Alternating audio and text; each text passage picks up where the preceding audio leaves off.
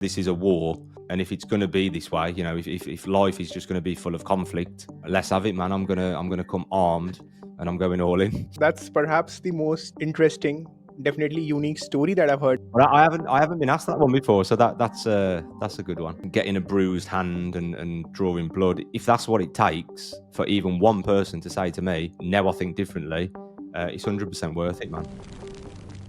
Hi everyone, and today I'm here with Jake, also known as Plant Geezer, and he's a dedicated, unapologetic vegan activist who uses his platform to expose animal exploitation and inspire change. And he not only speaks against injustice, that is the why of veganism, but also talks about how to go vegan, essentially making the movement accessible for everyone. So I'm really excited about that part. And Jake, welcome. Hope you are doing well today. Thank you, Shivam. I'm doing very well, mate. Thank you. Thank you for the chat. I'm looking forward to it. Yeah. And Jake, the first thing that I always ask my guest is what triggered you to go vegan and how long have you been a vegan? Yeah, so I've been a vegan for probably coming up to 6 years ish now. Okay. And it all started when my brother turned Hmm. plant-based, and he turned plant-based because it's a very strange reason, actually. He turned plant-based because he didn't want to cut the fatty parts or the gristle off meat anymore. He said he was sick of the mess, and he started eating vegetarian. Um, Hmm. so I was like, okay, that's interesting. I've not really heard of this. So up until the age of 26, I didn't hear nothing to do with veganism or even a plant-based diet, really. So I think that was around the time that Game Changers came out, or Hmm. something along them Yeah. lines. The Right, kind of right before documentary. COVID. Yeah. Yeah. So Hmm. I started looking into it, and then I started eating more plants, basically. And I think I was vegetarian at the time, or I was only eating chicken or something like that, or fish. And I was eating a pizza, and he started saying what it was. Basically, we were in the car, and I was eating the pizza, and he was saying, all the nasty things about cheese. And I was like, shut up, man. You know what I mean? Like, shut up. I'm trying to eat it. And I remember it hit differently then. And I don't think I finished the pizza. And that was the start of it then. It was like, okay, this is disgusting. I already knew about animal, cruelty and animal welfare and animal exploitation, but that was kind of like the obvious one to me. The second part of it was like, okay, can I actually live without these products? Um, and then the more I looked into the health side of it, the more I found out about the ethical, the ethics of it and stuff like that. And then things kept popping up in my life.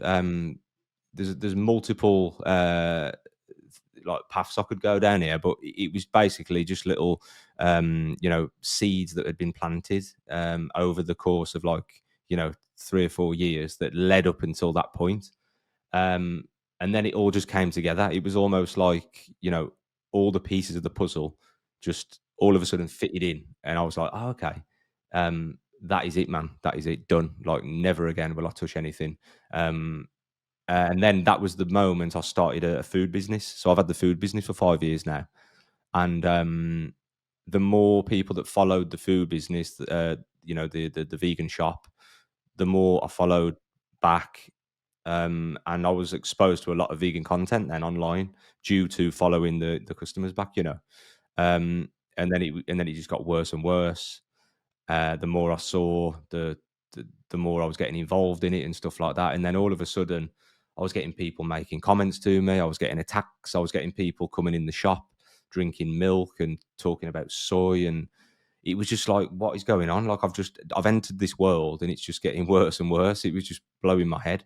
So your food business, Jake, you talked about your food business, right? So this was a plant-based business when you started off? Yes, yeah, vegan, 100% vegan. Yeah, yeah.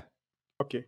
So okay, so you turned vegan in 2019, and in 2015 or so, like 4 years leading up to that point, you were getting information from here and there. And Mm. 2019, everything came together, and that's when you also started your food business. It is, yeah. I think it was 2020 actually. So yeah, Hmm. it was around 6 months or a year after switching that I started the Okay, business. Yeah, yeah. all right. But at this point, Jake is not an activist. He's a vegan who started food business, and then you saw that you're getting a lot of hate from online and also offline as well. Yeah, yeah, absolutely. Yeah, yeah. Um, Okay. yeah, it was at that point where it went deeper than I could ever imagine. Yeah. You know, I was getting people come in the shop and they were like, "Can I buy some chicken?" And I'm like, "No." And then Hmm. they'd have like full blown breakdowns and they'd like leave the shop in a huff. Hmm. And I was like, "What is going on? Like this can't be right, man." And that's when I realized, you know, it goes deeper than just, you know, I want to be vegan. It also, you know, I realize it triggers people's defense mechanisms, and that results in attacks and comments and little snidey remarks. And this just went on for about a year or two. I mean, not everyone, you know, I've got good, Hmm. you know, good mates and good kind of, you know, acquaintances who are quite open minded, but there are a lot of comments, and especially off the people you don't expect. Um, Hmm. and that's when I realized at one point, I think it was around 2022, 2023, that it isn't enough. It isn't enough. Like this is a war. Um, and if it's going to be this way, you know, if life is just going to be full of conflict, um, let's have it, man. I'm gonna come armed, and I'm going all in. Dude, so how I'm hearing this is that you were a calm vegan who was doing their stuff, their business, trying to make a living out of a plant-based venture, and then some people bullied you, and that was your trigger point for becoming an activist. Yeah, yeah, absolutely, man. Yeah, yeah. Yeah. It was just like, you know, if this is how it's going to be, you know, if this is what I'm going to get, then you're having it back. And you know, yeah, I just couldn't believe it. It was just shock. It was just like, why are you saying these things? Like, why are you? You know, I'd be in like the group chat with, you know, with the lads, and Hmm. someone would just say something about veganism, and I'd just be like, well, why are you saying that? I haven't even said anything. Yeah. And then I'd like be in a room and someone would walk in and start talking about chicken and lamb curries and stuff like that. And I'm like, why are you doing this? And then one day I was just like, you know what? Okay, this is war. Let's go. All right. That's perhaps the most interesting, definitely unique story that I've heard, that why someone went into activism. All Mm. right. I wouldn't And say it was the and only reason, but you get the yeah, drift. yeah. It was kind of it pushed me into it. And I mean, if I didn't get the hate and the comments and the conflict, I do Hmm. believe I would have still ended up an Hmm. activist. That I think I was always destined to do this. You know what I mean? yeah, yeah. That's what I wanted to ask next. That now in hindsight, of course, that was probably the trigger point. But you also feel that if that had not been the, and the reason I say this is because I've seen your videos, and I can definitely see that you have a lot of empathy for animals, right? So eventually you would have came on this path. But Mm. yeah, that was the trigger point, which is interesting. And you still have your food business venture. Yeah, it's a small business, mate. Yeah, it's a small business. I've gone from from my mum's kitchen to a little backstreet shack to a high street Hmm. shop. That was doing well, and then it died off a little bit. Far too much stress. Then I went Hmm. back to a cloud kitchen, and then I'm back at Hmm. home now. So I actually work from home doing frozen vegan, high protein meals that we send around the country. Oh. So yeah, I do pop ups as well. We do hot food pop ups at events, and vegan markets. Hmm. So yeah, keeping busy. Yeah. All right, interesting. Frozen food means like something like a tempeh tofu, something like that. Yeah, so everything, anything that freezes, mate. Basically, any food that is good for the freezer, we do meal preps out of that. So we do like lots of noodle dishes, curries, Do some Nice. stir fry, just general vegan meals, basically. Nice, man. Do you do international shipping? A lot of people ask, unfortunately, not yet, man. Maybe if some kind of frozen airline courier service comes around, then we might be able to. Yeah, definitely not to Nice. India though. All right. Well, maybe I'll fly off to UK and then I'll try your food. Which and also, if I'm not wrong, you also coach people for fitness, right? Yeah, I've got a couple of clients. Yeah, yeah. So originally, my it's funny because my page originally started off as a plant-based health focused coaching page. Um, Okay. and then the more I got into activism, the more it just tilted that way. And then I don't post anything about health and fitness now. So it's all activism. But yeah, I've got a couple of clients, mate, and I've got to the point now where I wouldn't take on a non-vegan. Um, just You've got to purely. the point. Sorry, can you repeat the last line? You've got to the point where you'll not take any more clients. Yeah, any clients that come to me now, if they're not vegan, I won't take them on simply because I've got to tell them to eat more protein. I've got to tell them to eat more, maybe, and obviously that Hmm. would result in more uh, exploitation to the victims that we are trying to defend. So yeah, Hmm. vegans only from now on. Interesting take because I have had some other fitness influencer slash vegan activist on the podcast, and I asked them this question. So some of them have non-vegan clientele as well, and their theory is that while I while they train them, at the same time they keep planting seeds and talk talks about the benefits of plant-based health and also about animal exploitation, and in the process have managed to get some of those people become vegan. So like there are two different thought processes. Of course both of you are thinking from the perspective of animal, and you are thinking in this sense that I'll ask them to consume more food, more protein, more calories, and that probably lead to more exploitation. And their thought process is that okay, they would go to a coach anyway, let me coach them and probably I'll have that slight chance of making them go vegan. Yeah, interesting, man. That's an interesting take. I mean, tell a lie. There is a girl who is, she's been in the pipeline for a while, and she's a pescatarian, but she Hmm. agrees with the vegan stance and stuff. Hmm. Someone like her, I'd probably say yes, and then I'd, like you say, plant a few seeds. Hmm. But when it comes to a typical meathead, um, Hmm. I don't think I could. Yeah. Yeah, I can't, Yeah. because I know that, Yeah. they're gonna eat it anyway. If they didn't come to me, they would still be, eating what they're eating and doing what they're doing. So it's interesting though, Yeah. definitely. Yeah. Yeah, but also depends on the kind of person you are or an individual is, right? Probably you are not comfortable with that, and maybe that will impact you mentally more. That okay, I have made a diet for this person, and of course they'll go and consume animal flesh. Maybe that will impact you more, and other individual they see it differently. So and that's Mm, where I think activism in that sense is very individualistic in nature, which I always talk about, that hey, find your strengths and weaknesses and your aspirations, and then in that try to fit in the kind of activism that you will be comfortable with, and more importantly you'll find that activism sustainable. Like can you do this for the next 10 years and make a real impact, right? And for that to happen, you have to preserve your mental health as well. So whatever works for you, man. mm. Yeah, yeah, definitely. Yeah, yeah. And now you are a hardcore activist, and I've seen you do some crazy investigation videos. I was going through one of your latest videos where you entered a slaughterhouse facility talking about hey, I lost my drone, and talking to people and trying to gather footages, right? So what of course you made that video and we can see the stuff that you are saying, what you're going through, but still would like to ask you in person, what was your experience exposing such a slaughterhouse? Um, I'll be honest, Shivam.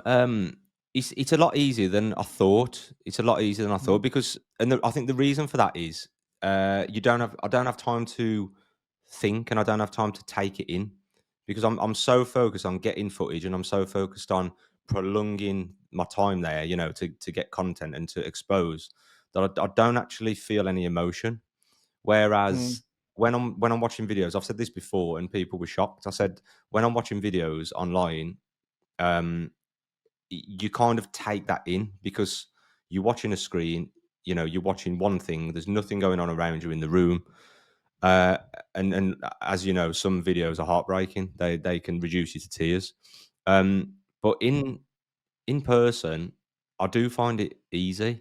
There is one exception, was the gas chamber with Joey Carbstrong and the others back in March last year. That was kind of like, we're in the building, we're sitting there, we're standing there for a long time, listening to the squeals of the pigs. That's the exception, basically, because you're kind of sitting there taking it in. But these, like, fast paced, run-ins and stuff like that, I do find it quite easy to do, surprisingly. Hmm. I can relate with that because we are in a very mechanical mode. So I visit dairy farms here, and at that point, it's all about not getting caught and trying to get maximum footages. So probably the mindset is very different, and the same video, whatever we have recorded, and if once we sit and try to edit it, and then we go through the videos again and again, and then it's quite disturbing in that sense, because now you are emotionally connecting with them. Over there you were more in a mechanical mode. And of course that is again very personality dependent thing. Not everyone can do that. Actually, it comes to you naturally, so that's why it seems so effortless in that video. I remember one of the persons there, he was probably the manager there. He asked you, "Are you a vegan?" And and and like without thinking for a split second, you said, "No, I'm Yeah, anti-bully." So like what anti-bully. was going on here? Like he asked, like generally if someone is a vegan, goes there and they are asked, "Hey, are you a vegan?" Like a person will think. And you, it came out so swiftly, and I could make out that there's no cut there. It's not like you were fumbling or something and you've cut the video and then says, "No, I'm not." So it came out so naturally. So can you just walk us through your thought process in that moment? I don't know where that came from. I've done that a couple of times, and people are like, "What? Why don't you just say that you're vegan?" And I suppose I didn't plan it. I just think, why not try and put something different in their heads? They think that I'm just a vegan, an activist, one of these people that come in and do what every other activist does. But I thought, why not put a twist on it, and make them think, well, who is he? What's he doing? And by saying that I'm not a vegan and I'm just anti-bully, it's not it's not in their head. Then it's not like, it's abattoir versus vegan. It's abattoir versus someone who just doesn't like animals to be bullied, I suppose. So they'll go off and think, well, he's just a normal person who doesn't agree with what I'm doing, what we're doing. So maybe it just gives them a little bit of, a bit of extra thought goes in. A bit more of a twist goes in their heads to make them question it, basically, I suppose. But Hmm. the word bully I use a lot, because no one likes a bully. A lot of people have been bullied, Hmm. and when you actually look at what they go through, the animals, and it Hmm. really does line up with the definition of bullying. So I do like to use that a lot. I think it's powerful. It's one Hmm. that some people don't like to hear, and I think it's really effective. I've noticed a lot of people using it as well lately, and I think that it's yeah. I think Hmm. it fits it perfectly, and it makes people think. Hmm. Yeah. And then you also asked them this question that how old is that baby? And that person was like, "Ah, that's not a baby." And probably you asked them as well that why you bullying that baby and something on those lines as well, right? Yeah, yeah, yeah. I've noticed they don't like the baby question at all. Yeah. You know, they just don't like to they don't like to think of these animals as being young, because maybe, in their head, oh, if it's an older animal, they've had a good life, they've lived long, they've got to die at some point, so why not kill them here? Whereas the baby thing, again, that's another little trigger. And I've noticed a Hmm. reaction from people. They don't like that. Yeah. I think they want to dehumanize them, devalue them, and when we use such terms which brings out these characteristics, which makes it very evident in the conversation that they are sentient beings. And in that, when you choose the term baby, it rouses so much of emotions, right, and holds them accountable. I think that's what makes them uncomfortable. Yeah, 100%, mate. Yeah, definitely. Yeah, Yeah. it's um, it's just another word, isn't it? That they don't use. They don't class it as a baby. Sorry, they don't class these individuals as babies. They class them as objects. And like you say, Mm. like you said then, but when you bring that word into it, um, it really does trigger something. I think, from what I've Yeah, it seen. does. Yeah, it holds them accountable for sure. um uh, they can't hide behind euphemistic terms. So yeah, definitely holds them accountable. Mm. So you went inside a slaughterhouse with a camera, exposing the industry. Aren't you afraid of that scenario, and aren't you afraid for your safety or life in general? Um, no, I'm just not. Um, Someone asked me this on a cast not long ago, and I just can't explain why. There's no reason for it. I'm not invincible, or I'm not saying I'm not going to get in trouble or nothing like that. I'm well aware of the dangers and stuff. I just don't really what how can I put it? That what I've seen and what we stand for is just far worse, on a scale that will never be, it will never cause me to be worried of the repercussions. It just outweighs it every time. Um, I like I said, I did say to someone not long back. I said there will be a time where someone grabs me or hits me or something like that, and it literally happened last week. So Mm. yeah, I mean, it's kind of part of the game. I'm aware of what I've signed up for, but no, I just don't. I don't. I won't. I just won't let it affect me. Basically, mate. Yeah, I'll just keep going and keep doing what I'm doing.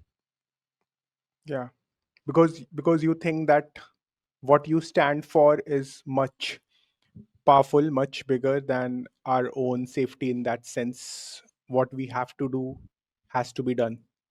Yeah, yeah. And the laws in the UK are obviously different to, for example, the US. And I know that in the Mm. US, if you're messing around and they think that you're a threat, then obviously they've got guns. I probably would still do it in these countries as well, to be honest. But I think in this country, uh, there's not really a lot they can do. I think the trespasser is quite protected. Um, Mm. and I think that these people don't want more attention. They don't want to do anything to me. Most of them, they don't want to, you know, shine another bad light on what they're doing by attacking me. Mm. So, but yeah, it's happened. It will happen again, and the cause is just bigger than anything that I'll ever get. Hmm. Interesting. And of course, if the like you said, as a trespasser in these facilities, if you are protected in that specific country, because like you said, the laws are that much bit lenient, that also helps. And then have you thought about this strategically, like the repercussions of this, in the sense that if something happens to you, like on there's one way of thinking it is that okay, I have to do this because this is that important. But you must have also given some thought that okay, strategically speaking, is this the best utilization of your time as an activist, your time and energy? Yeah, I mean, there's all kinds of different methods, aren't there? And a lot of them have run through my head, and I've done different ones and stuff like that. But I was speaking to Mel and Steve about a year back, a year and a Hmm. half ago or something, and we were talking about their videos, and the ones Hmm. that have done well for them were the ones that had conflict. Hmm. Ideally, we don't want to be going out and facing conflicts. It's not good for your energy. It's not good for the, it's just not good to purposely, cause conflict. But on the other hand, Hmm. it is what gets eyes, and I'm not saying that it's all about getting the eyes, but it's uh, as Tash Peterson, for example, has found out, it's a very good way of changing minds. And Hmm. if I'm going on farms and it is going to draw conflict, which it has, um, Hmm. I can't really see for myself any other way that I'm going to beat that. I'm open to it. Hmm. If someone, was to say, "Why don't you do this?" Hmm. Fantastic. But at the minute, this is where I am at the minute, and it was like, right, I've done a nighttime investigation. We nearly got caught. We had to hide in a bush. We couldn't go back. I've just wasted uh, 10 hours, Hmm. of an operation. Okay, what can I do next to make it worthy? Okay, I'm going to go in the daytime where visibility is clear, where you're not a threat to the workers, because obviously at night time they're going to wonder what you're doing, and it's all dark, and you could have a weapon, they could Hmm. have a weapon. So I think in the day it just puts a little bit of a twist on it, where they're like, okay, he's not acting as a threat, therefore, Hmm. you know, I'm then not going to probably, attack him or chase him, kind of thing. So it just gives you that bit of leeway in the day. Um, I've met, out of like 5 or 6 that I've done, I've come across 2 or 3 aggressive individuals. So they are there in the day, but yeah, I think, yeah, this is where I am at the minute, mate, and I don't know where it will lead. There's plenty of farms, there's plenty of slaughterhouses, and yeah, I mean, unless someone's got a gun, I hope I don't get shot. But I said to someone the other day, if I did get shot, it would be great to draw more attention to the cause. So yeah. Yeah, but I still hope you don't get shot. Maybe you get shot at, but maybe it just grazes you, and nothing of like you get the eyeball, but at the same time you're not Take my physically. ear Yeah, off, and that's enough to draw attention, man. I'll ta- yeah, I'll sacrifice an ear in it for the cause. Yeah, definitely. yeah, yeah. Because yeah, it's a risky job, and of course, uh, in the West specifically, because I'm based out of India, and India we have open slaughterhouses as well. Like people can, it's not an industry which is hidden from people. Mm, It's out there in the open, right? So here the activism and the way you talk to people, and the dynamics are slightly different. But I can imagine in the West what you are doing that has so much of value, in the sense that the industry shields the truth from everyone. So in that mm. sense, there's so much value. And also, like you rightly said, you gave examples of Mel, Steve, who have been on the Uncaged podcast, and also you talked about Tasha Pedersen, and I've also interviewed Jack Higgs. And of course, one thing which really counts today, which has a lot of value, is how much of reach do you have on social media? Because that means, specifically non-vegans, right? That means you are reaching out to them, and there are people who are changing because of such messages, such videos, right? So that is also so important. Yeah, yeah, mate. Yeah, I think a turning point for me was when I started to get messages to say, I've watched your videos and I now think differently. I've watched your videos and now I'm vegan. I've watched your videos and now I've give up this or I've give up that. I think that's Hmm. that's when it really starts to hit home that what you're doing is actually working. Um, Yeah, Otherwise, you're just kind of firing into thin air, and you start to think, well, why am I doing this, man? The world is yeah, screwed. There's evil everywhere. The sheer yeah, numbers of it. But when you start to get the messages, it really gives you that kick and that fire to carry on. yeah, You've probably had it yourself, when you start to get good feedback and stuff. Um, yeah. and yeah, if it takes me being put in a headlock and having my camera stolen, and you know getting a bruised hand and drawing blood, if that's what it takes for even one person to say to me, now I think differently, it's 100% Hmm. worth it, man.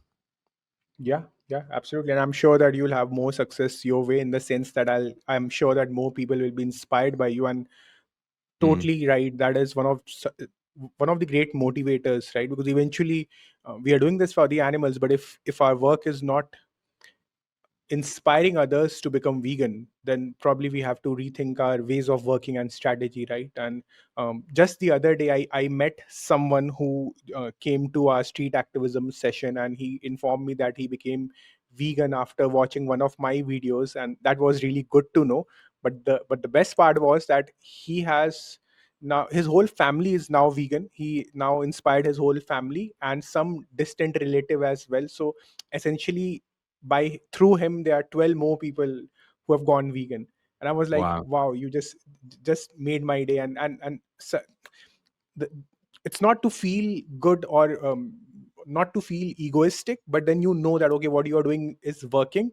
Now you Mm, have to come up with the strategy to increase your reps, increase your volume to do this more, so that more and more people can be inspired by your work, right? And I'm sure that yeah. you are in that journey. And you already said that you're in contact with Joey and Mel and Steve, and I'm sure that you'll find your groove more and more into this, right? Yeah, it's interesting talking of ego actually, because you get the trolls, don't you? And I've even had this off a vegan as well, saying, "Oh, you do this for your ego," and you're like, "Well, why on earth? If I want, if I wanted to gain popularity, if I wanted to do this for me, why would I Yeah. choose a topic that 97% are not involved in? I'd surely jump Yeah. on the bandwagon, and do self development or business Yeah. or I even switched from health and fitness to activism. So Yeah. surely that's enough. There's enough proof in the pudding there. But now you still get the comment, "Oh, you're doing this for you," and Yeah, you're you're doing thinking, this for man, this, that ego. Like, I've been doing this for 5 years. I know the amount of, I have all the professional setup. I have been working in this space. I know that had this been any other genre, anything else, doesn't matter if I have the skill set for that or not, but if I get into that genre and just work consistently, like it would have been so much easier to gain that clout on social media, right? But this is the space where there is absolutely no audience for. In fact, what we are doing, we are trying to reach out to someone who is not an audience, right? mm, Any other space, like you talk about cooking, fitness, any other social justice movement, you already have a huge support system or a huge audience there. But mm, just by the virtue of our work, we are not interested in talking to vegans as such, right? We want to talk to more and more. We want to reach to more and more non-vegans, or at yeah, least if we are reaching out to vegans, then probably get them to become active, right? Like, one of the objectives of this podcast is to inspire other vegans as well, so that they become active and in turn start their activism journey in whatever way possible, so that again, end goal is to reach out to more and more non-vegans. yeah, yeah. There's two messages I've had off two different lads Yeah. in the past like 6 or 8 weeks, and Hmm. three actually. Sorry, there's three that stand out, and those three messages of three people are worth more than if I had 500,000 followers. You know, in a niche, in a topic such as if I was doing my health and fitness, or if I was doing like self development or anything like Hmm. that. Those three messages and those three people that have told me that I've helped them change their mind. That's worth gold. It's worth more than gold. Hmm. Yeah, yeah, absolutely. And also, like, these three people, I'm sure, if they have truly understood ethical veganism, then they, in their whole journey of being a vegan and becoming active, they'll also inspire so many others as well, right? So it's Mm, like you're creating a chain from there. mm, yeah. Yeah. Yeah, the more you reach, yeah, you'll find this, like you said about your story with the lad who said that he's changed his family. It's just like lighting a candle, and then that candle lights another candle, and it is surprising to see where that leads because I think my auntie or someone told me the other day that they were speaking to someone at work and they've watched someone's video, and then they brought soy milk into the workplace, and then they no longer drink dairy, and then they speak to them, and he's like, oh, let's try some of this. Oh, I've saw this actually, and then it all fits in, and it is quite fascinating how far it can go. Yeah. Yeah, like the example that you gave, I call them moments of leverage. So there are certain individuals who will be inspired by you, who are in their space, in their work, or in their community, would be influencers themselves. Influencer in the sense that people look up to them, right, in Mm, different ways. And suppose you managed to inspire such an individual to go vegan. For example, let's say a politician who has a good reputation in a particular constituency, and that person becomes a vegan, and then suddenly they talk about it in one of their sessions, and that message then reaches out to so many people, right? Um, this has also happened with me. So someone based out of states who's an Indian, but they are based out of states, and they uh, uh, sent a mail to me that they have been following my video, they have become vegan, he and his family. And they said that if I'd be interested in going to their workplace, so they have an office set up in India, in another which is far from my place, but they said that they'll reimburse the whole thing, the travel and everything, if I would be willing to go there and take a lecture. I said yes, of course. And then I went there. So this one person, because he was the CTO, he is the CTO of that company, and he arranged that whole thing for me to go and talk to these people. There were around 200 people, so I took a session like that. So again, this is a person of leverage in that institution, right? So, and that's what you were saying, like someone in your aunt's workplace, they became, or they came to know about stuff, and then they introduced soy milk in the institution. So that mm. is a moment of leverage in that sense. Yeah, yeah, yeah. It is fascinating, man, to see where it can lead, isn't it? It really is. Yeah. Because sometimes it feels like an uphill battle, which it is. It feels near enough impossible to get through to people at times, and then you have like the good weeks and the bad weeks, don't you? You have Yeah. the Yeah. good days and the bad days, and then some days it's like, oh, this ain't too bad. This is happening. It's working. Um, Yeah.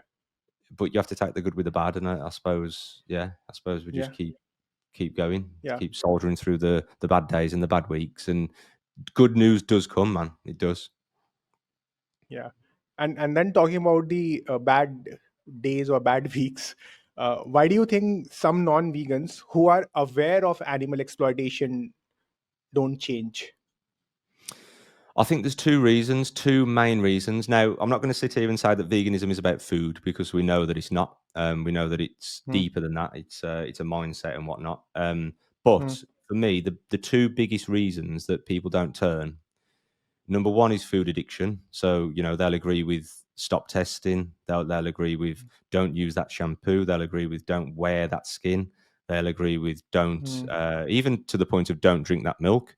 Hmm. They'll agree with a lot of things, but they're just so addicted to the product. And I've seen this from having a food business. I've seen how people react when they come in the shop, when they come up to my food stall, when they ask questions, what's this? I can't eat this. I need my chicken. I need my beef. I need this.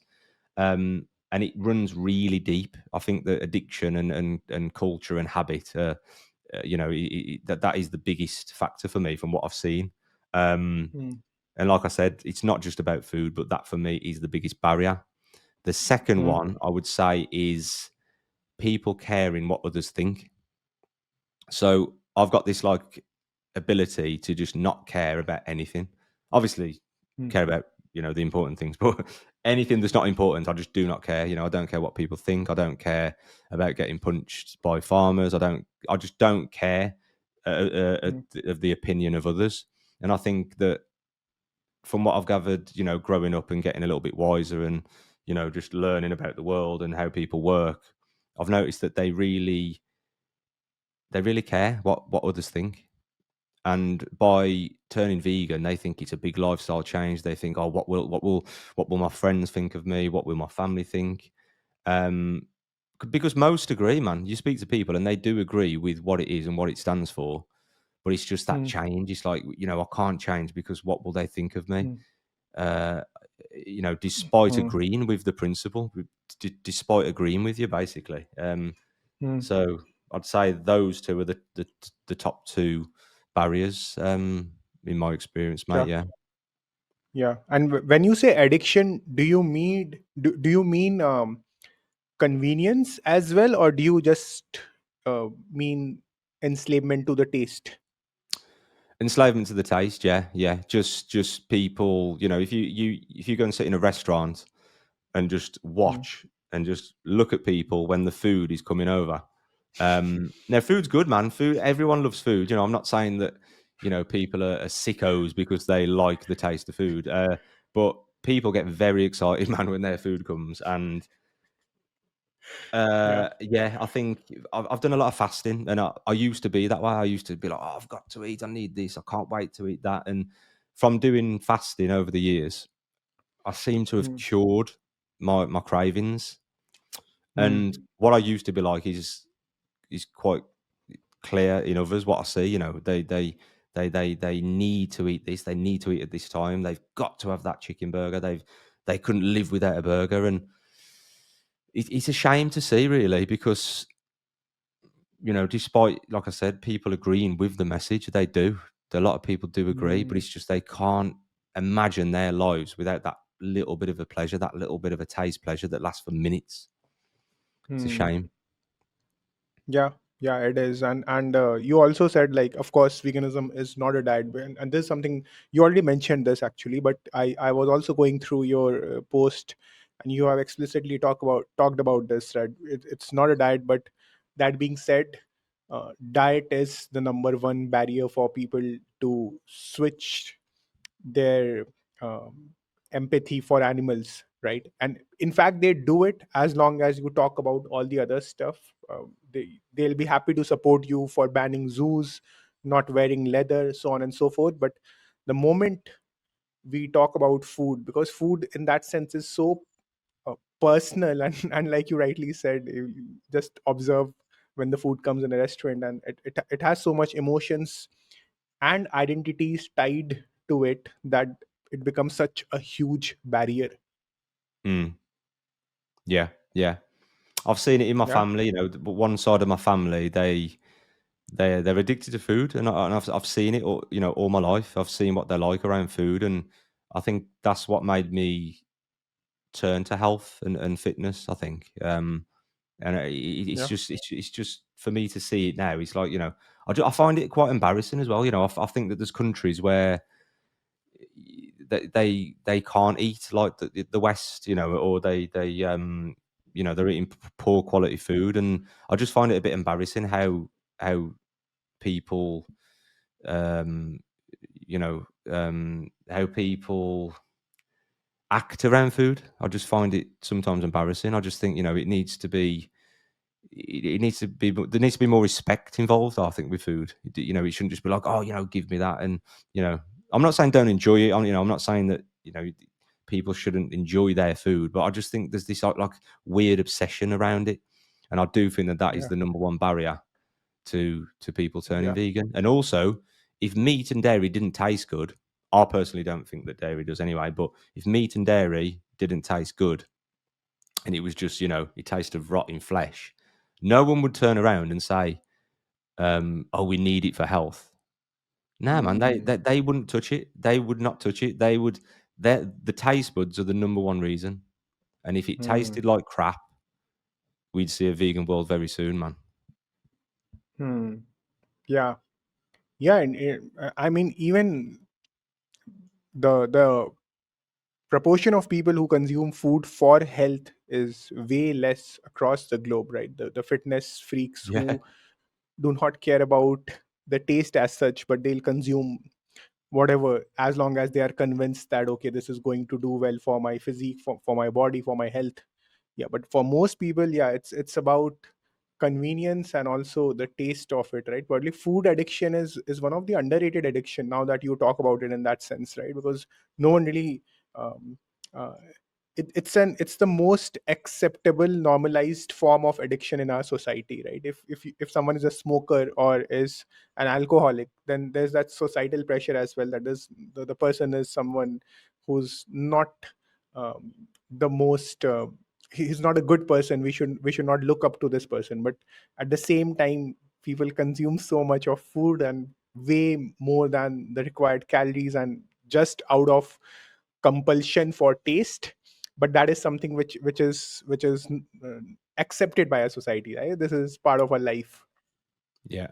Yeah, yeah, it runs really deep, doesn't it? It really does run deep, and it's one of the worst addictions as well, you know, it's one of the worst. Not only does the consumer suffer with obesity and disease, more animals have to be exploited and killed, to satisfy their stomachs, you know? Interesting point. If I talk about that and get into the nuance of it, Jake, because you are into fitness, right?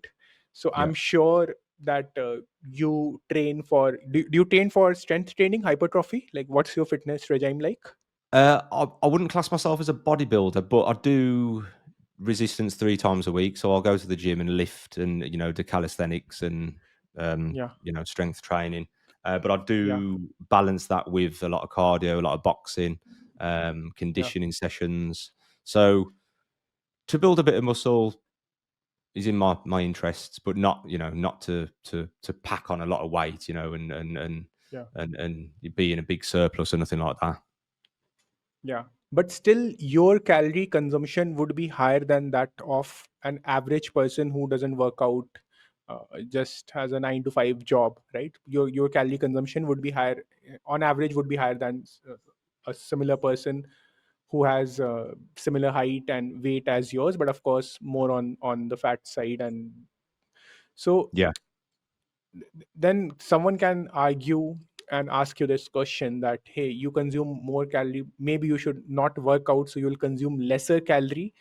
And in because when you consume less calorie, then less food production is needed, and then even for food production, animals are killed and so on and so forth because of crop death.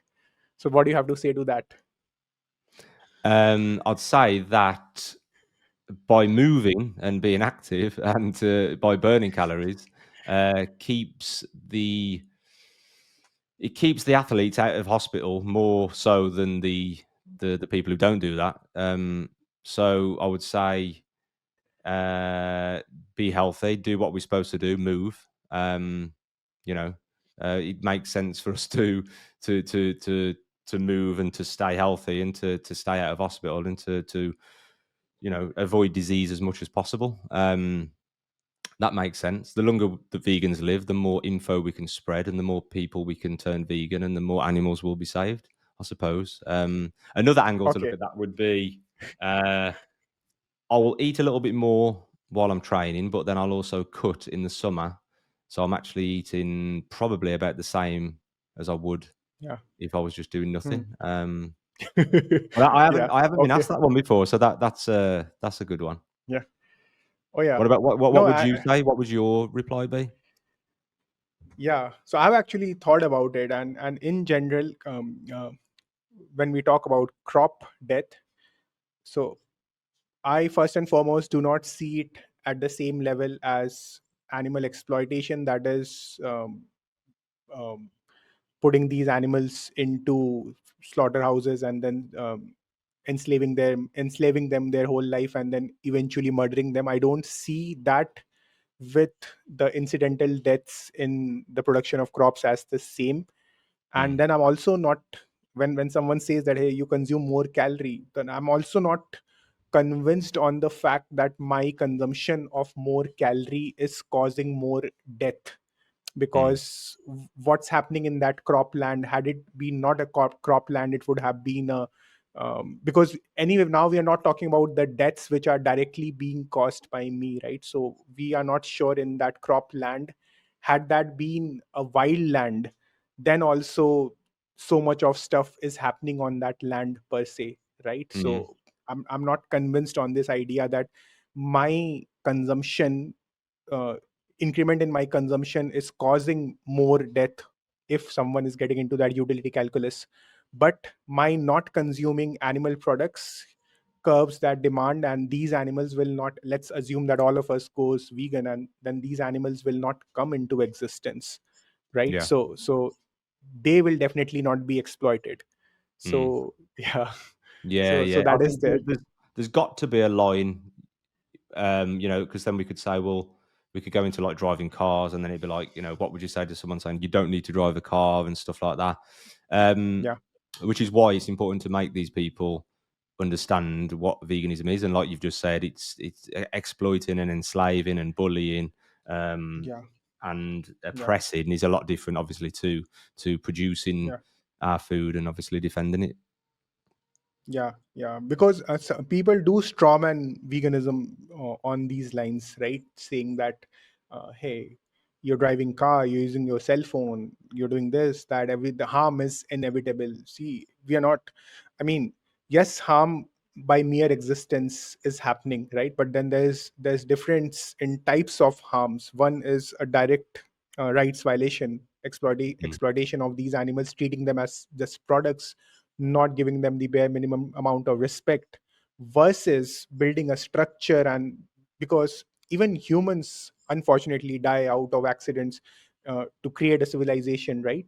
But that mm, doesn't justify and trapping and enslaving and murdering humans, right? mm. So yeah, people do come up with shit like that. I'm sure that uh, soon you'll get these arguments as well. Hey, Yeah, why do I've you had want? very similar. I mean, the crop deaths I've had a million times, but in terms of eating more by being Yeah. active, that I mean, that is one that I haven't heard yet. But I like to flip it around on people. So the typical one is, do you know how many animals are killed for your crops? Every bird, every rabbit, every this, every that.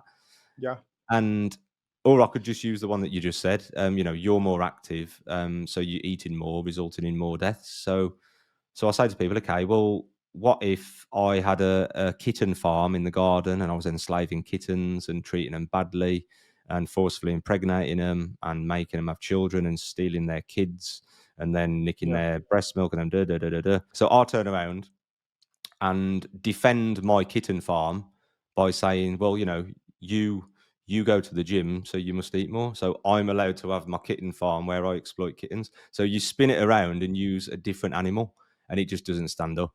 yeah, yeah. So with regard to crop death, I mean, the simpler answer is like what we generally talk about, that okay, more animals are killed for production of these more crop deaths is happening because of the animal industry, animal agriculture industry, right? Because these Mm, animals are also fed, uh, what are they fed? They are also kept on predominantly plant-based diet, and like probably 70% of the world's land is utilized. 70% of the agricultural land is utilized for production of food for these animals, right? But then yeah, with regard to crop deaths, there could be it could get into a lot of nuances as well. There are multiple directions in which it can go, right? So of course, for Instagram commenting part, I mean, that one comment is enough for most people. But yeah, there are bad faith players who can turn things around and talk in these directions, like the example that I gave. So I've thought about all of these scenarios. I have some friends, we try to uh, wear the hat of an anti-vegan and try to think of scenarios how they can trap us. So yeah, so mm. crop death in that sense is one of the tricky ones where there could be multiple scenarios. Yeah. Yeah, it's I've got to admit, it is the best one. Like, well done, you've come up with something there that is the best, but it still doesn't hold water, man. It still does not hold water, does it? Yeah. It doesn't, You from could you could all the because like angles. you said, sorry, you said some. I think you mentioned humans as well. Like humans die in food transportation, and they die in machinery accidents Yeah, in the yeah. process of making food. So then you could be like, well, it's okay to do Mm. whatever we want to humans because they also die in the production and the protection and the transport of food. So Yeah, exactly. So just the product of civilization, human civilization, there is harm because of that, right? And any living being that is existing today, they are causing some harm to someone in some way or the other, right? And that's why people say no ethical consumption in today's world, no ethical consumption under capitalism, which is understandable, but none of them, once you get into the nuance of it, is a valid argument against veganism. No, there is no way out, man. There is just no way. Yeah, Before I turned, actually, I do remember watching videos and watching debates and stuff, and I remember just watching them, thinking, I yeah, can't argue with this. But then what I did also, when I did turn vegan, I also carried on watching them, yeah. to see if I did make the wrong decision. And even then, I'm like, there is there is nothing to go off. There is nothing. Unfortunately for these people, and the quicker that they Yeah, realise that, the quicker that we can make drastic change. yeah, yeah. And Jake, you talked about why non-vegans who are aware of animal exploitation still continue, right? But I'll ask you further in that. So you have debated slaughterhouse workers, owners, managers, like people who are uh, m- change maker and decision makers in these industries, in these institutions. So Mm, you have talked to slaughterhouse owners. Why do you think a slaughterhouse owner has no hesitation in mass killing of these animals? And also, some of them may have companion animals like dogs and cats in their home, and mm, yet on one side they claim to be animal lovers, and on other side they are the mass scale perpetrator of these animals. mm. It's just money. It's just pure money. Um, in my last video, I said, if for some reason the money stops tomorrow and they're left with 3,000 sheep in a barn, and the laws changed overnight, it was like bang, no more factory farming, no more animal exploitation. Do people think that these slaughterhouse bosses and these farmers would spend their time and their money to, spend the next month or two to take care of these animals? Like, do you think that these people are going to spend their money on fuel? They're going to, message how X amount of sanctuaries.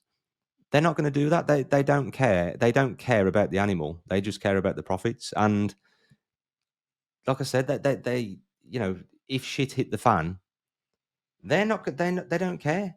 They're not gonna turn around and then turn into sanctuary workers, and turn the slaughterhouse into a sanctuary. They're not gonna do that. They'll be on to the next thing that earns them the same amount of money.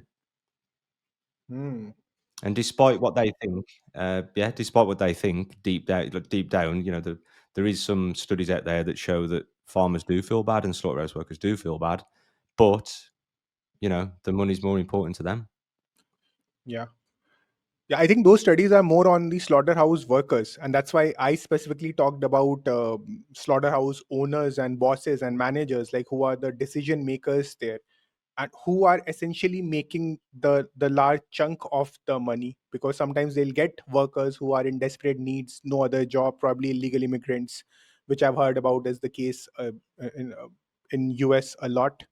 But yeah, I get it that they do it for the money. And I think recently you were debating a slaughterhouse owner or a boss, some lady on your page, right? You had multiple videos, and of course Mm, she was giving so much of reasoning, justifying her act, or trying to paint you as someone who has no idea what they are talking about.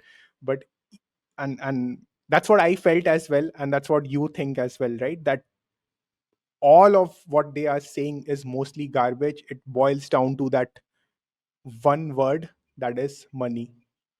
yeah, 100%. I'm just gonna get a quote up that I found. Yeah. The quote is something along the lines of, "It's difficult to get someone to admit that they're wrong when their whole lifestyle, when their whole livelihood depends on it, when their income depends on it. They will fight tooth and nail to defend what they're doing." And I saw this with that farmer, the Welsh farmer.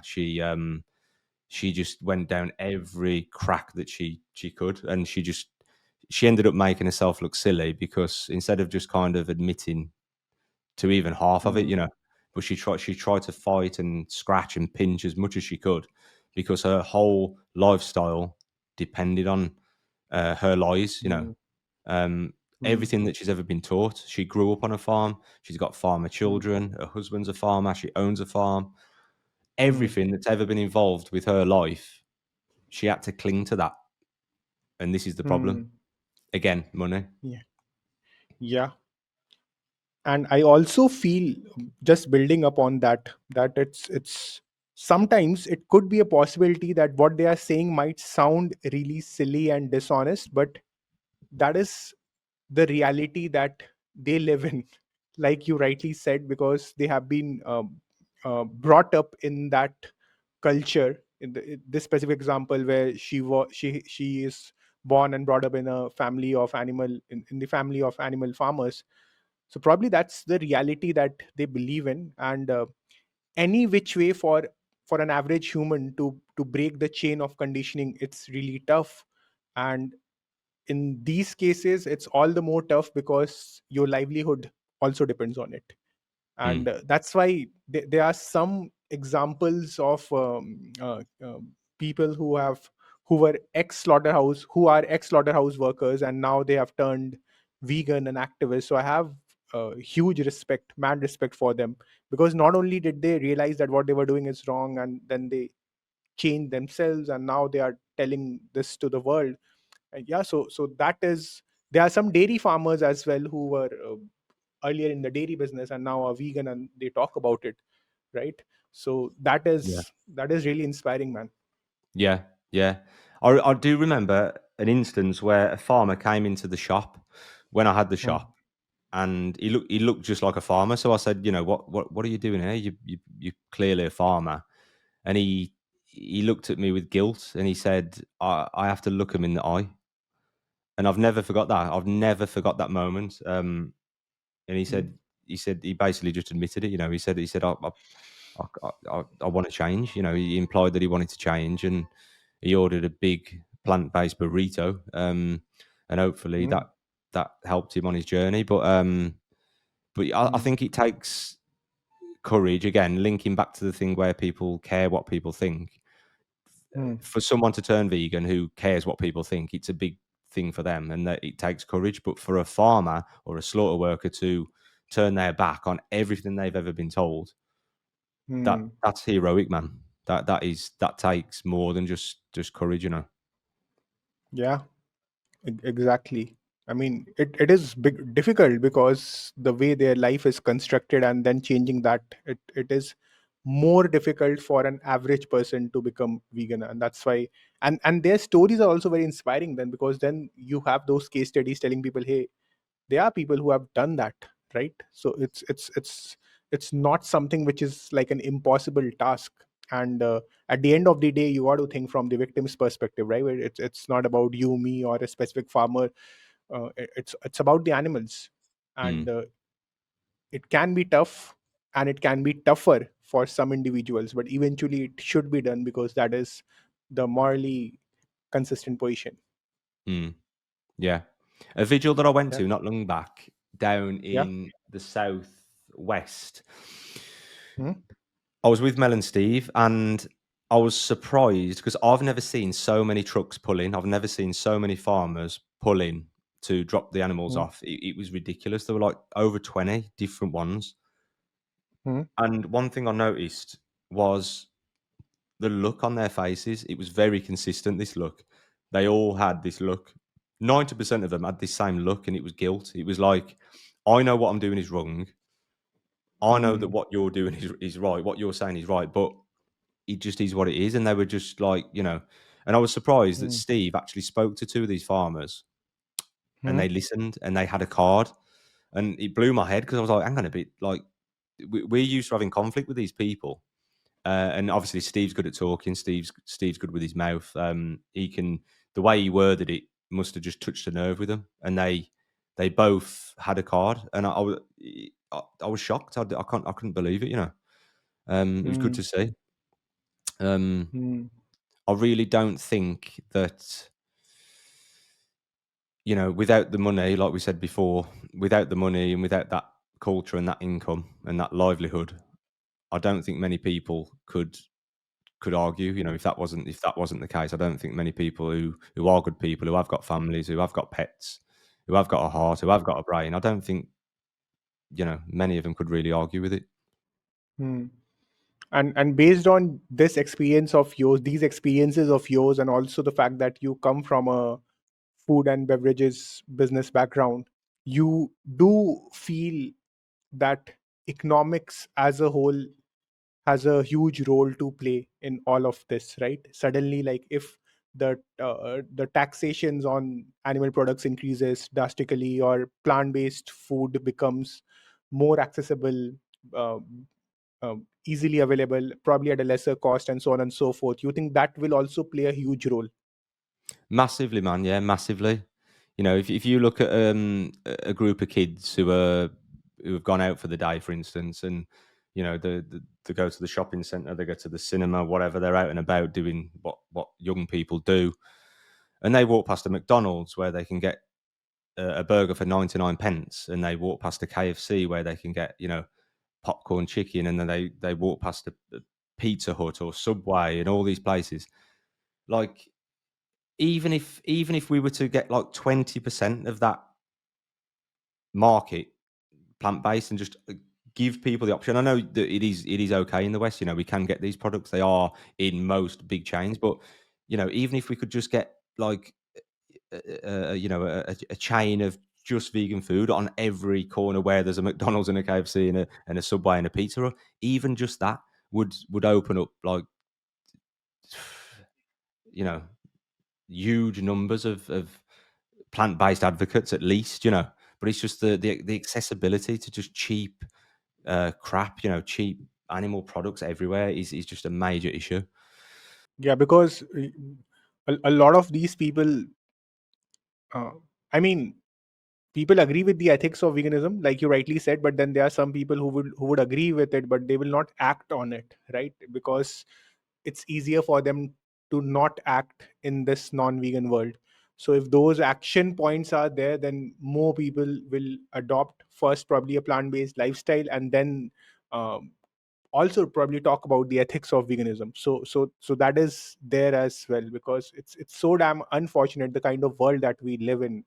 Turn around everywhere, it's built on animal exploitation, right? So it, like, the first group or the current set of vegans that we have, so it has taken us to fight this system, because everywhere around, we live in this non-vegan world. But probably people with lesser intent, that would be much helpful. 100%. Yeah, yeah. And I think some people Yeah, just they see what is going on and they do agree with it and they admit, that it's terrible, it's an atrocity on a scale that's not comprehensible. It's ridiculous how bad it is. But they yeah. just feel hopeless. They think, what can I do? What can I do? This is the way the world is. And instead of standing Hmm. up and saying that is wrong, I want to make a change, they kind of just take it on the chin and just like, yeah, that's just the way it is. And I've had that quite a lot of Yeah. people, and it's sad to see, man, because my reply to that is, look, even if I was the only one, and there was 7.999 billion others who disagreed with me, I still wouldn't do it. Hmm. I still wouldn't, unnecessarily fund animal cruelty Hmm. or Hmm. exploitation. So it's sad. I think it's a sign of the times as well. I think maybe before the internet was it different, you know, in one way, not the obvious way of like the mass exposure, but people can see a lot of stuff now online and the a lot of evil, a lot of bad things, and they just feel hopeless. They just think, what is the point in trying to make the world a better place? Which Yeah. is quite sad. Yeah. But yeah, then that is the dark side, that is the negative side of internet. But on the positive side, internet also helps us reach out to more and more people. I think more and more people are becoming vegan because of social media. Yeah, And 100%. Yeah, yeah, yeah, that's the yeah, other it's side it's of it that I was on about, man. Like without this exposure as well, and people flicking through their phones constantly. I mean, Yeah. it's come a long way, man. Even in 5 years. I mean, how long have you been vegan? Did you say? I've been vegan Uh, for close to 6 years.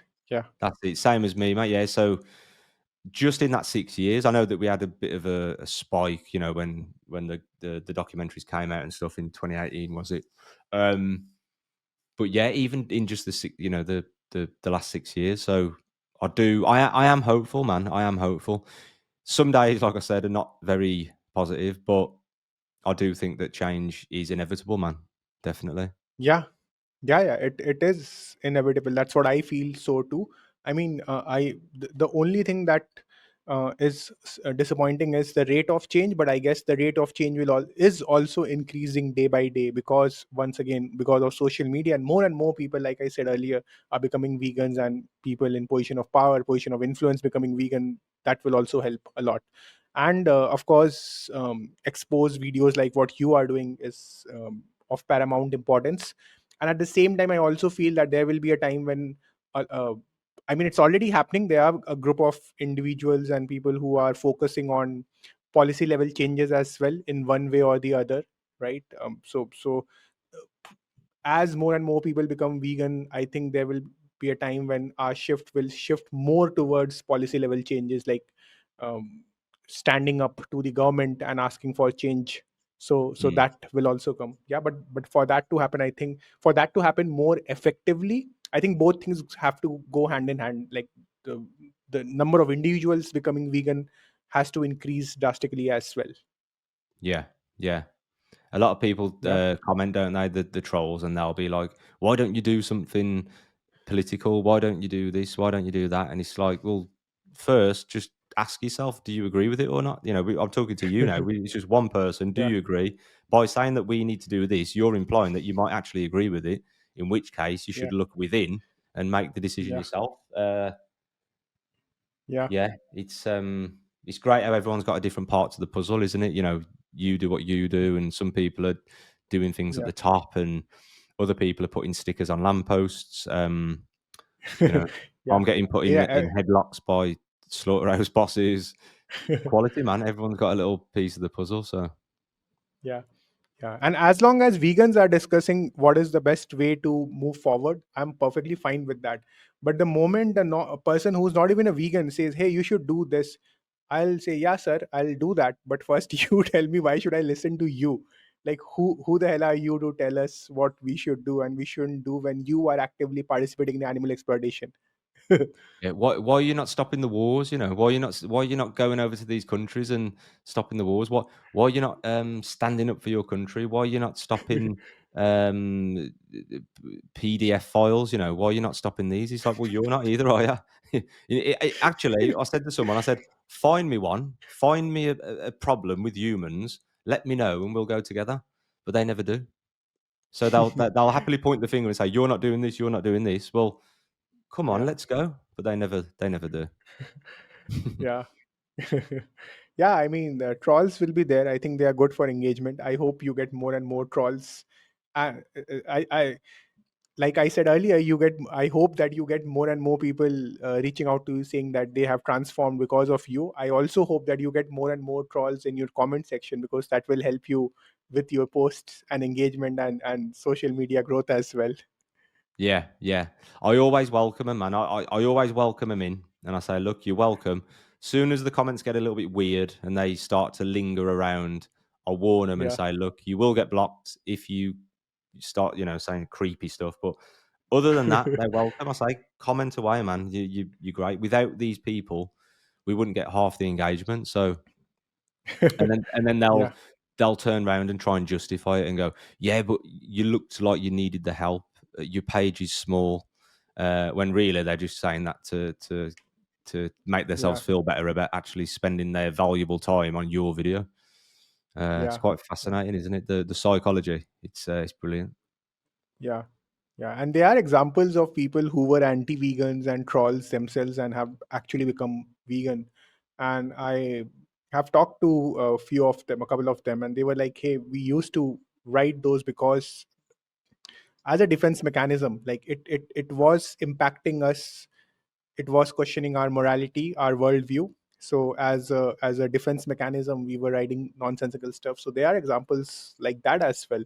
So fingers crossed, the person who is trolling you, hey Jake, you murder plants, may someday become vegan.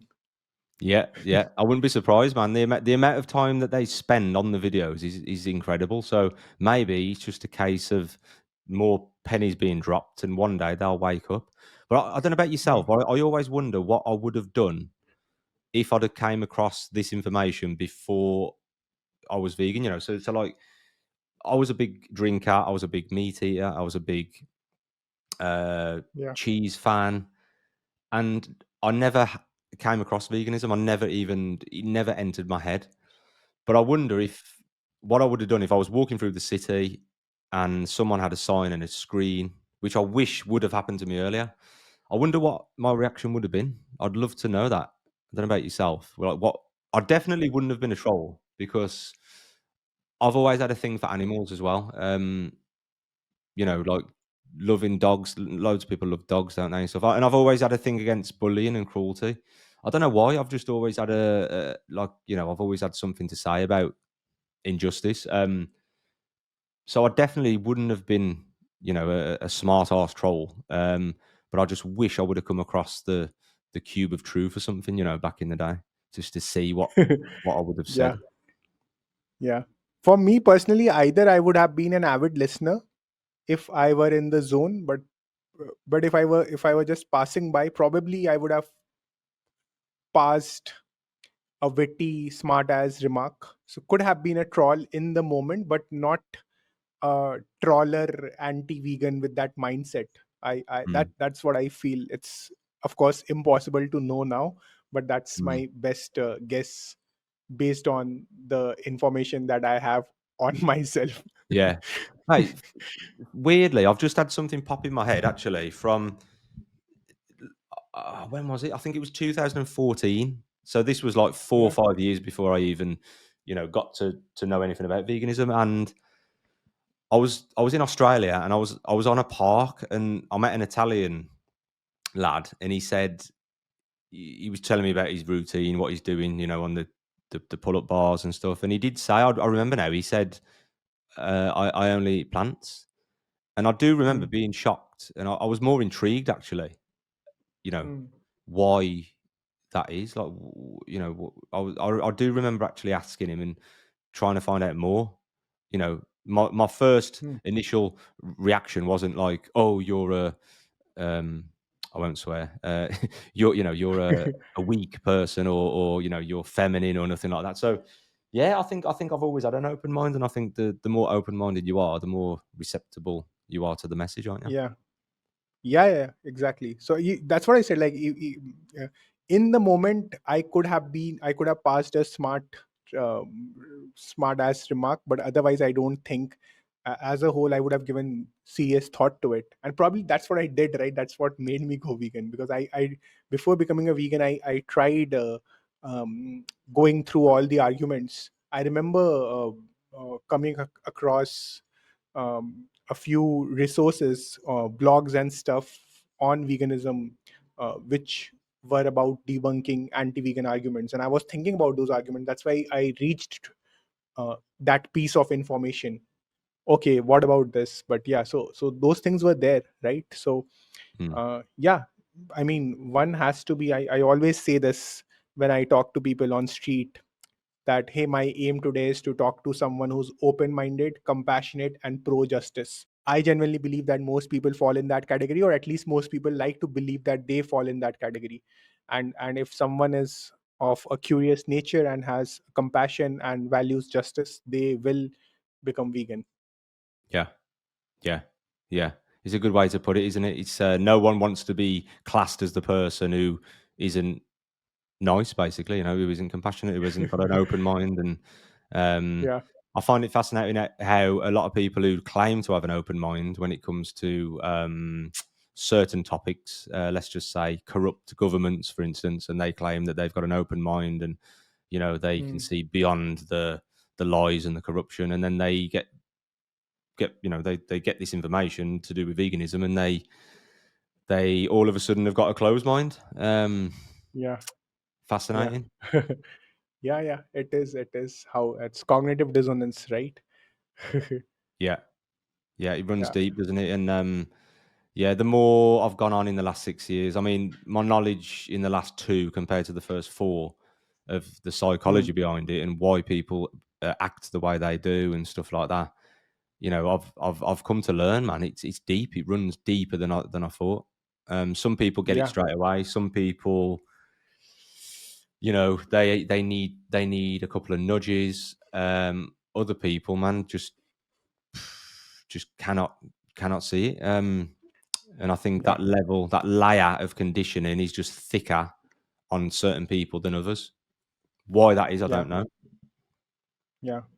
Why we may not know, but I mean that emphasizes on the point that that's the reason why we need a justice movement, that we can't really rely on people's change of heart for a vegan world.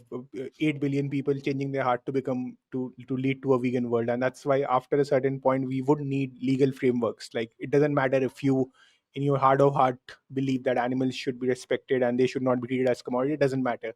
Mm, If you do it, you will face legal consequences. Like, mm, I also think about it in this sense that I believe that in our society there are a lot of sexist, misogynistic people than we are aware of, and people just don't bring that side uh, in the social realm for others mm. to see because there are legal consequences. Yeah. Yes. That is interesting, isn't it? It's like, because we're here thinking, well, you're not a bad person. Why are you doing this? When maybe they are a bad person, but they just don't reveal their true colors because, like you say, there's repercussions to that. Yeah. Yeah, so I think, yeah, for the same needs to happen for the animals as well, that eventually they should be protected by law and not rely on people's goodness. So Mm, yeah. yeah, yeah. All right, Jake, I like one last message that you have for non-vegans who are listening to this. What I say to everyone is, if the general population were horrible, violent, abusive, oppressive, activists wouldn't exist because we would just acknowledge that we're in this evil world. We're going to die in X amount of years. Let's just bear with it. Let's move to another place where we can just about stand society and just live out our days. But the reason that activists exist is because the vast majority of people are good people. They have got pets. They have got families. They would care for the vulnerable. They would save anyone in need. We're not trying to. I keep saying this to people. We're not trying to change people's minds. We're trying to get people to understand who they really are. We need to remember who we are, and no one is the savage that they think they are. Some people, obviously, they just agree, but they just like convenience and whatever. But there is this element where they believe that they are some kind of uh, violent character, for instance, and it just isn't the case, man. It just isn't the case. People need to understand that we're not trying to change the public. We're just trying to help people understand that they need to align with their morals. Their actions need Yeah. to align, and that's all it is. It's as simple as that, man. And people have. I even had someone the other day comment, and they said, "Well, what about predators?" And I said, "You're not a predator. You are not a predator." Hmm. And his reply was, "Good point. I understand that. I wish you luck with your protests." And it was as Hmm. simple as that for him. He's just realised that he's made a comment about being a predator. He's understood that he's not a predator, and he's Hmm. gone, okay, fair play. You've got a good point there. And the quicker Hmm. people can understand that, you know, the the the Yeah. quicker and the better the world will get. Yeah. Yeah, and hopefully we'll reach that world which is a vegan world, or at least closer to the vegan world, sooner than later. Very very soon, hopefully. But we'll keep trying and we'll keep soldiering through and we'll keep playing our part. Yeah, absolutely. We'll, of course, from our side, people like you and me will keep trying no matter what. but yeah, hoping and fingers crossed. That being said, Jake, this was a really good conversation. I hope you had a great time as well. It's been good, mate. Thank you very much. I appreciate the offer, mate. And yeah, I haven't done many podcasts on this side, so it was good to be able Yeah, to express more, man, and get a little bit of my steam out. So thank you, mate. Appreciate it. Good to meet you. yeah, yeah. Thank you so much, and for all our audience, thank you so much for staying with us. And until we meet again, this is Jake and Shivam signing out. Namaste. Thanks, Shivam.